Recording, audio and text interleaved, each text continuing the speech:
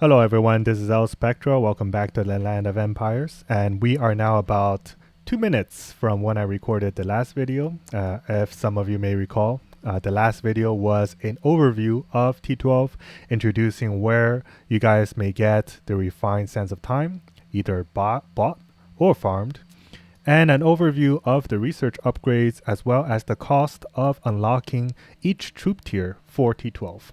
Now in this video, I will go over the power gain from these upgrades and the troop tier unlocks. So many of you may be interested in exactly how much power you're getting from either spending the money or spending the time to farm those refined sands, because they are fairly difficult to farm and upgrades take quite a while. So let's dive right in. If you guys were to take a look at each of these upgrades, you might see the specific percentage associated with them.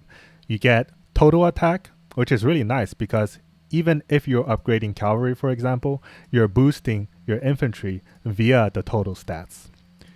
You get the expedition capacity. Now, the expedition capacity is actually really important for attacking other players.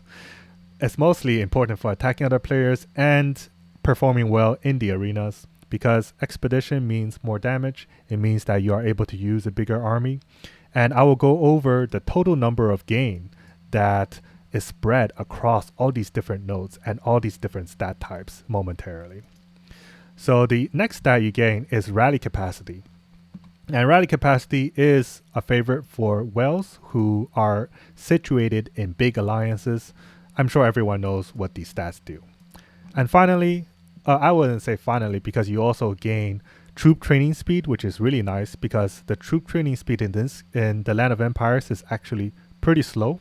I think most people will fall around 330% training speed or 360% training speed after activating the alliance buff. And the training speed here will really help with how long it takes these troops, the T12 troops, to train, especially after you upgrade the training skill, which is a huge amount that I will go over later. And finally, you get the basic attack stats.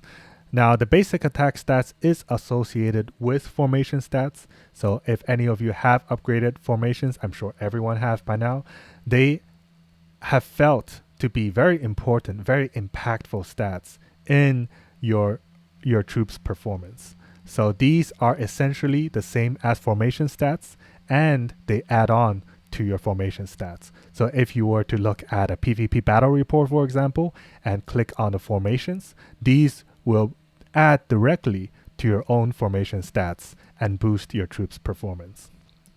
And finally, of course, there's the unit upgrade itself. And I think this is a good time to move to our damage formula. I'm sure many of you have seen this damage formula when I reviewed it, when I summarized it in one of my previous videos. Now, one component that has been added to this damage formula is how formation stats work. Now, one thing that was really surprising to me about formation stats is that it actually turns out their performance is much more subpar compared to regular stats percent. The effectiveness of a similar amount of formation stats compared to regular stats is actually 5 times inferior to that of regular stats. The only reason formation stats actually felt so much more impactful when we started upgrading formations is that they exist as a separate multiplier. And as you know, equal increase for low stat is much more impactful than an equal increase for a higher stat.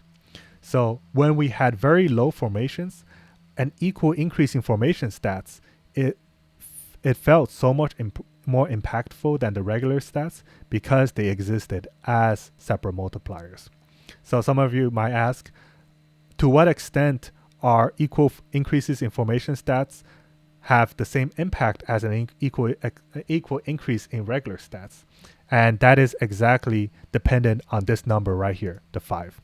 So when your formation stats total is exactly 1/5 of your regular stat, a 20% increase in formation stats will have the same impact as a 20% increase in regular stats, I think.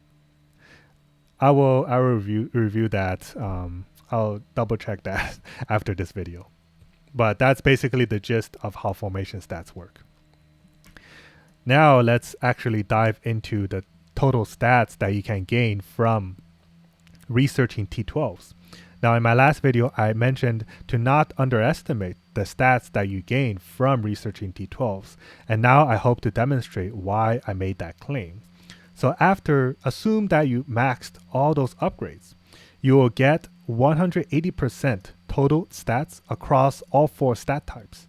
You will gain 70% formation attack, 70% formation ferocity, and 50% formation defense, and 50% formation HP. And in terms of expedition capacity, you will get a total of 36,000 extra troops that you can use in a regular expedition or regular march.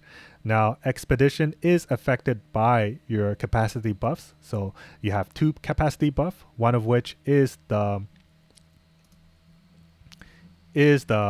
slumber buff. I'm sure some people have quite a large quantity of this buff. It is probably one of the best buffs in the game right now. And the other buff is from your war talent, mass expedition. So this buff will give you 10%, and the formation buff will give you 12%. And so adding on 22% to this number, you get a much higher number.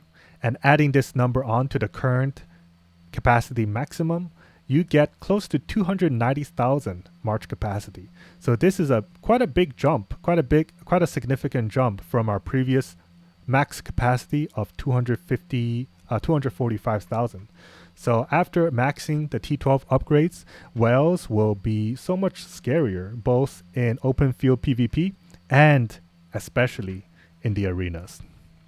So rally size is also very big, but I think this is much less impactful than the actual expedition capacity. Total training speed, you get extra 120% training speed. So if you were to add this number to, let's say 360%, you are essentially reducing the time needed to train your troops by a big chunk. So you reduce the time by like 1/4, I believe, which is fairly significant. And finally, the training skill.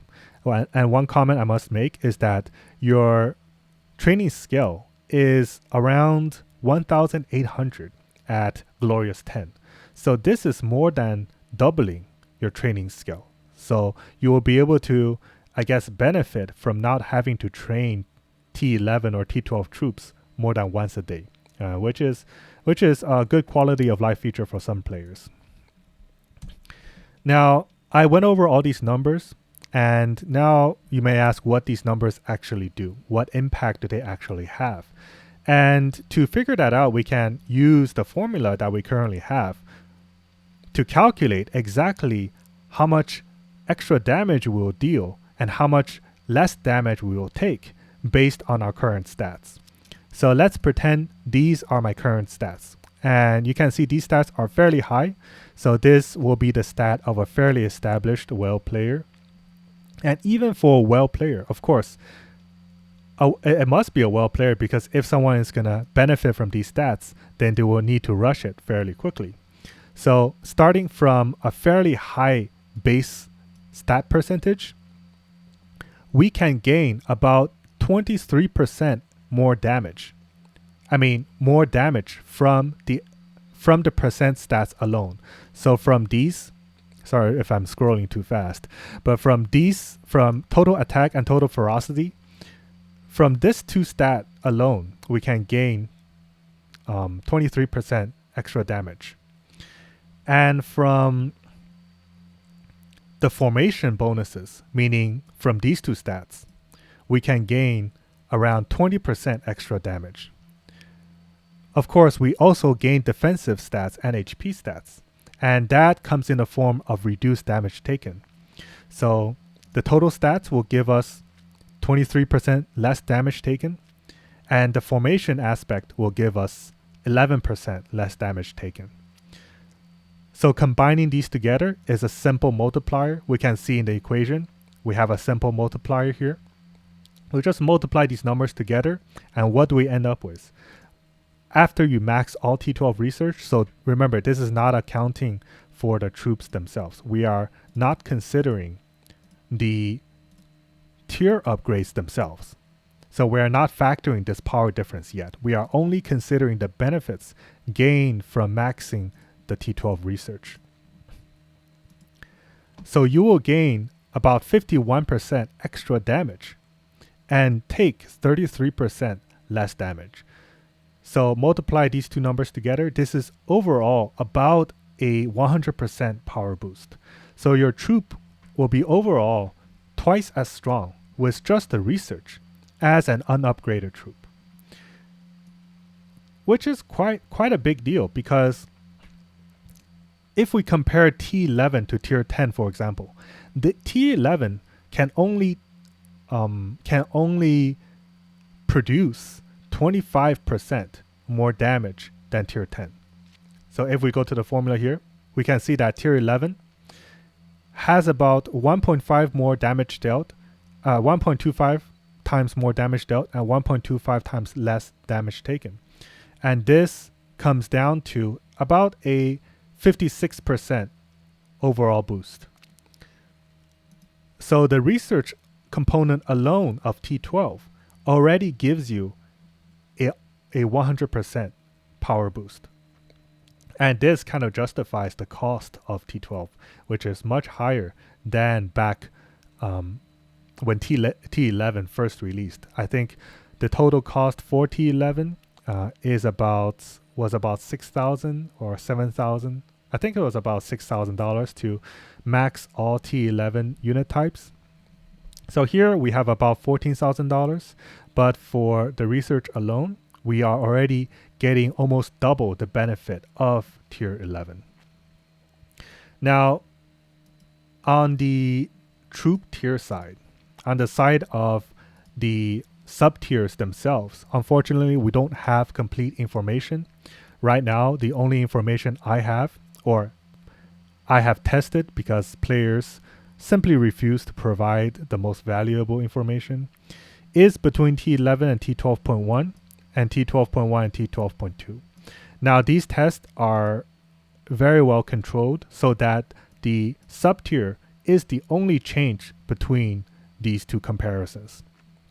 So to quickly summarize, between T11 and 12.1, I deal about 9.5% more damage and take about 9.5% less damage.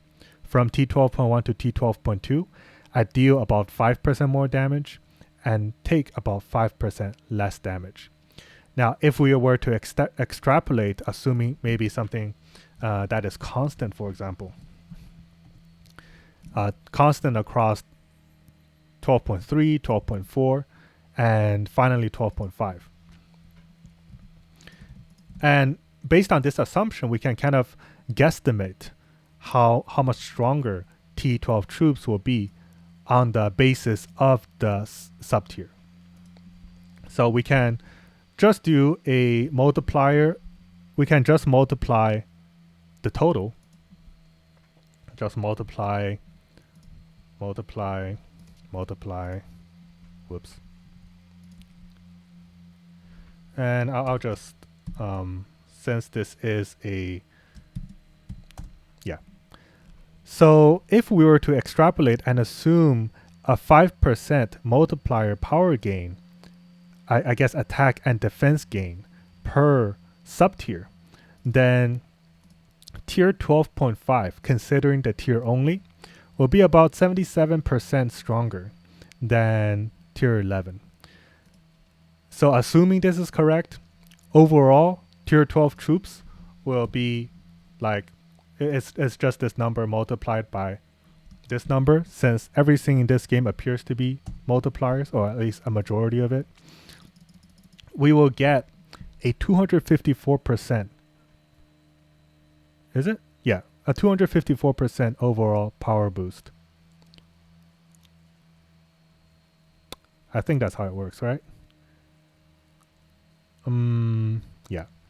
Compared to regular tier 11 troops without any T12 research or T12 troop sub-tier upgrades. So overall, I think T12 is quite a bit worth the cost. Unfortunately, of course, we need to max research now in order to unlock the troop tiers, but the overall power gain is so much more superior to that which we gained from T11. So really, players need to be aware, be afraid of whales who have max T12, because not only do they have much stronger troops, they will also be able to launch much bigger marches, which further multiplies the power difference. I hope this covered everything that I currently know about T12 troops, and I hope everyone enjoyed this video. I'll see everyone in the next video.